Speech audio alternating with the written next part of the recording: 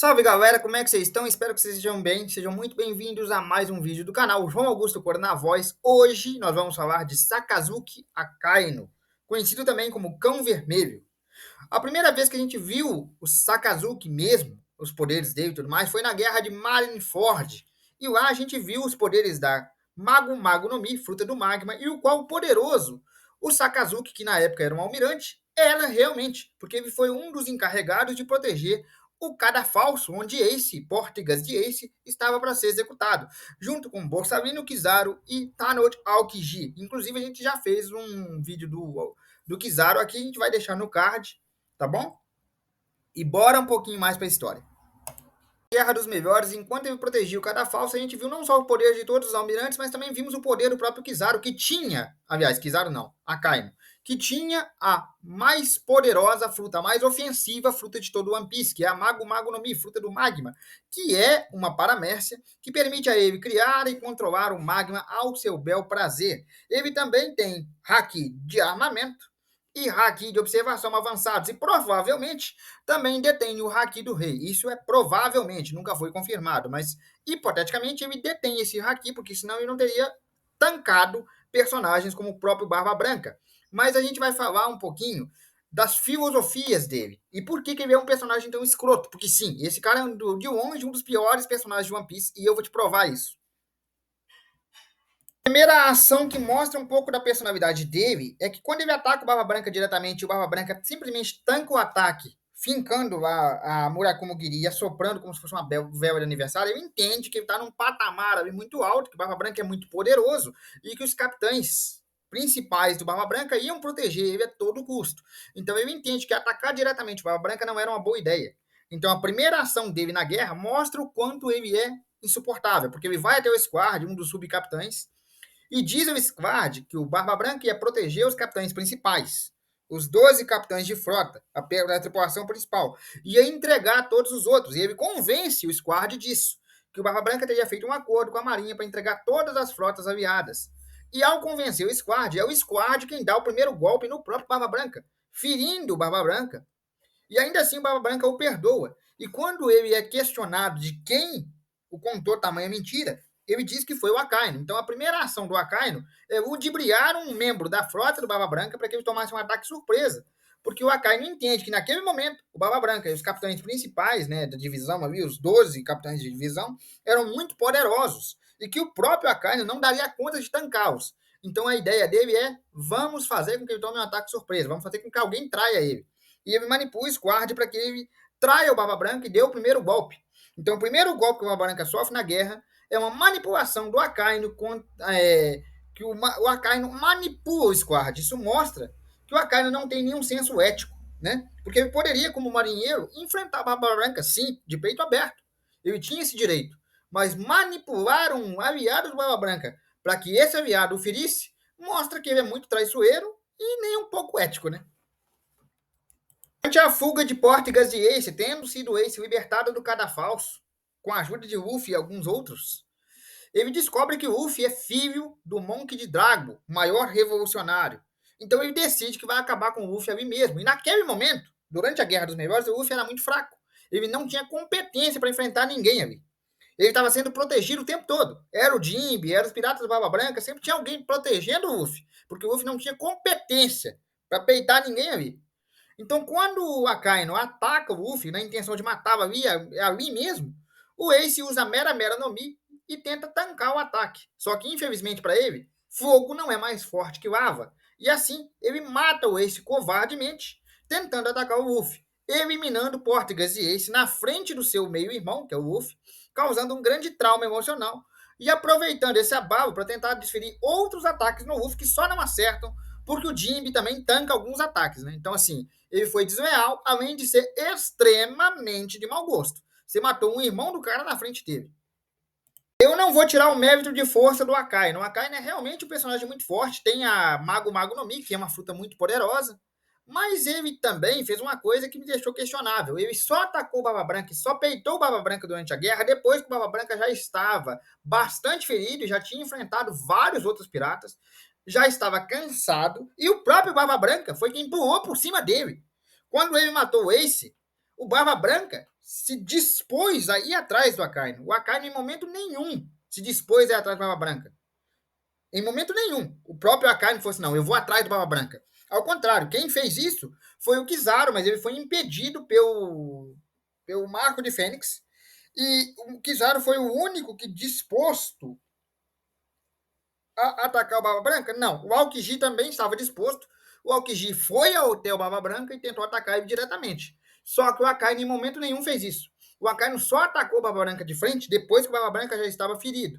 Depois que o Ace já tinha morrido, depois que o Barba Branca já tinha enfrentado vários outros piratas, depois que o Barba Branca já tinha sido ferido pelo Squad. Ou seja, o Barba Branca só foi atacado pelo Akainu de fato depois que ele já tinha sido cansado e ferido por outros marinheiros. O que mostra um ponto de covardia do Akainu, embora, mais uma vez, eu repito, o Akainu seja, sim, de fato, muito poderoso.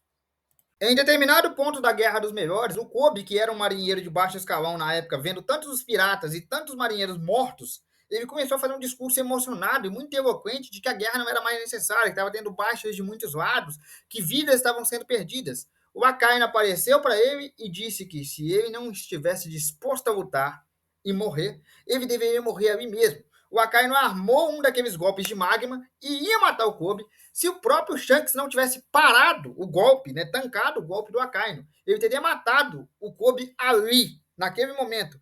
Mesmo o Kobe sendo um marinheiro e estando aliado à marinha. Ele está disposto a matar os próprios aliados.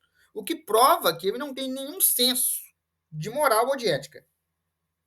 Após os eventos da Guerra de Marineford, Sangoku Buda deixou o cargo de almirante de frota e indicou Tanod Aokiji, usuário da Hiei no Mi, para o cargo. Só que os Tenryubitos e os Goroseis indicaram Sakazuki Akainu. Então, para resolver a treta, eles foram até Punk Hazard, onde tiveram uma luta de 10 dias, o que resultou na derrota do Aokiji e na vitória do Akainu, que se tornou o novo almirante de frota. Dito isso, o Aokiji abandonou a marinha por não querer seguir as ordens do Akainu e se tornou um pirata, enquanto o Sakazuki se tornou efetivamente o novo almirante de frota, indicando seus substitutos, que é o Aramaki Ryokugyu e o Fujitora. Inclusive, o Fujitora já tem vídeo aqui no canal, vai estar aparecendo no card também. Como almirante de frota, Akainu criou a nova Marineford no Novo Mundo, isso para pressionar os piratas e mostrar aos Yonkos que nem eles estavam seguros. Isso eu posso entender. Isso eu passo um pano para o Akainu, porque ele está na função de almirante de frota, e dito que isso faz parte de manter a ordem, eu posso entender esse ponto de vista. Mas o que eu não posso entender é todo o resto que eu falei até agora, e também muito mais, depois que ele se torna almirante de frota, isso piora. Porque ele ordenou ao Fujitora que fosse a Dressrosa capturar o Luffy. E como eu já falei no vídeo do Fujitora, o Fujitora não fez isso. O Fujitora interviu na ordem de Dressrosa, fazendo com que o nosso amigo Don Quixote do Flamingo fosse capturado e perdesse o título de corsário de Chichibukai, o que gerou um conflito entre o Fujitora e o próprio Akainu, que disse ao Fujitora que ele não cumpriu as regras e proibiu ele de pisar nos quartéis da Marinha porque ele teria envergonhado o governo mundial. Entenda o ponto aqui. Em Dressrosa, a ordem dada ao Fujitora é: vá lá, capture os Mugiwaras, os Chapéus de Palha, e traga eles para cá, vivos ou mortos. A Marinha quer eles, o governo mundial quer eles. Luffy do Chapéu de Palha é uma ameaça. Só que o que o Fujitora fez foi facilitar a fuga do Luffy, prender Don Quixote do Flamingo, pedir desculpas publicamente pelas ações do Don Quixote do Flamingo, porque a Marinha teria permitido, já que ele era um corsário, e isso enfureceu o Akainu. Ele não estava interessado em o que é moralmente ético. Ele está interessado no que é estruturalmente bem feito, ou seja, ele quer manter a ordem vigente. Para ele, foda-se se civis estão sofrendo. Para ele não interessa se civis são baixas de guerra. Ele quer manter a ordem vigente. Ele quer que os Gorosei continuem no poder. Ele quer que a Marinha seja ainda uma força indelével de justiça. Ele acredita na justiça absoluta. Ou seja, para ele, todo pirata é mau, todo pirata é criminoso. Não interessa se são piratas tipo Barba Negra ou se são piratas como Luffy. Não interessa se são piratas ruins ou piratas bons. Todo pirata é ruim. Todo pirata vai contra o governo. Tudo aquilo que o governo manda fazer, o Akainu vai fazer. O nome Cão Vermelho se refere ao fato de deve ser muito irritado, deve ser absolutista. Mas a gente também pode chamar de cão porque ele é fiel. ele é cegamente fiel ao governo. Então ele é um cão do governo mundial. Akainu é um absolutista. Para ele, todo aquele que vai contra o sistema é inerentemente mal. E qualquer cidadão de bem, cidadão mesmo, qualquer cidadão que ajude um pirata, ou que esteja sob a proteção de um pirata, ou que seja aliado a um pirata, também é um criminoso por si só. Ou seja, ele não se interessa em mandar um Buster Call explodir uma ilha inteira, como foi feito em Ohara, desde que seja feito por ordem de um Gorosei ou de alguém acima. Ele quer manter a ordem vigente, ele quer que a justiça seja absoluta. E ao fazer isso, ele se torna tão ou pior a maioria dos piratas que existem em One Piece. Porque eu posso citar aqui vários piratas que não são ruins. O próprio Barba Branca não era ruim, o Luffy não é ruim, Trafalgar D, o Alderwall não era ruim, ou não é ruim. Lógico, tem piratas ruins, como o próprio Don Quixote do Flamengo, o próprio Barba Negra, tem piratas ruins, mas não é todo pirata que é ruim. Ele coloca tudo na mesma caixinha. Todos são inimigos do governo, todos são criminosos, todos são ruins e só a marinha que é boa. Só que ao fazer isso, ele se torna um absolutista. E ao se tornar a justiça absoluta, ele passa por cima da ética, da moral e do que é certo e do que é errado, se tornando tão ou pior do que a maioria dos piratas que existem em One Piece. Ou seja, ele é um dos piores personagens de One Piece, apesar de tecnicamente representar a lei e a ordem. Apesar disso, ele é um personagem escroto que usa o grande poder que tem para manter quem está no poder ainda no poder. Ou seja, ele não passa de um cão raivoso que está na coleira do governo, na coleira do Gorosei, na coleira dos Tenryubitos, enfim, de quem você quiser chamar. Mas isso inegavelmente não degrine o poder dele. Ele ainda é um dos personagens mais poderosos de One Piece. Mas ele é, sem sombra de dúvida, um dos mais escrotos também. Bom, galera, eu vou ficando por aqui. Espero que vocês tenham gostado. Esse foi o vídeo sobre o Akainu. Em breve a gente vai fazer mais vídeos sobre os almirantes. Lembrando que já tem do Kizaru e do Fujitora, já apareceu aqui no card. Vocês podem clicar lá e assistir.